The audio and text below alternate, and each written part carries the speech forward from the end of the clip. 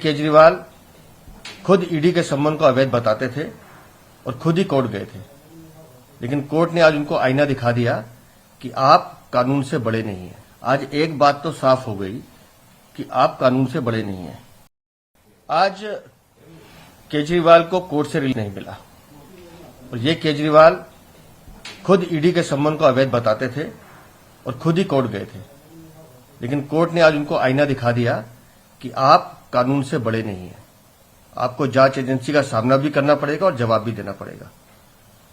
तो मैं अरविंद केजरीवाल और उनकी आम आदमी पार्टी के सभी नेताओं से कहता हूं कि अब झूठी बहानेबाजी छोड़िए, जांच का सामना कीजिए, कोर्ट में पेश होइए।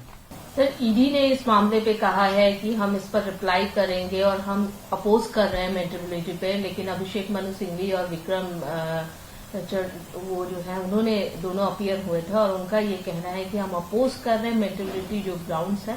हालांकि कोर्ट इस मामले की दोबारा सुनवाई अप्रैल 22 को करेगी, लेकिन किस तरह से देखते हैं लगातार हाईकोर्ट में जाना और लगातार देखिए, अपीयर करना? अरविंद केजरीवाल आम आदमी पार्टी के नेता बार बार जांच एजेंसी की पूछताछ पर सवाल खड़े कर रहे थे।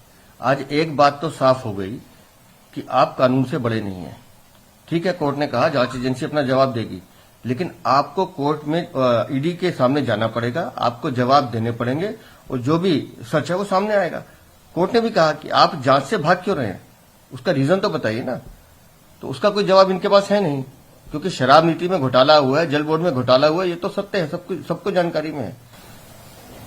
लेकिन सवाल ये है कि लगातार उनकी तरफ से कल भी अरविंद केजरीवाल ने कहा था कि ईडी को आप लोग अपनी निजी संस्थान के रूप में, यानी बीजेपी अपने निजी संस्थान के रूप में, पॉलिटिकल विंग के रूप में कार्य कर रही है, जो बिल्कुल भी उचित नहीं है। जानबूझकर ये सारी चीजें हो रही हैं। देखिए, इस देश में कानून का शासन है और जितनी भी एजेंसीज हैं वो कानून के दायरे में काम करती हैं। ये सर्वविदित है, मैं कोई नई बात नहीं कह रहा हूं। और इसलिए अरविंद केजरीवाल कोर्ट गए थे।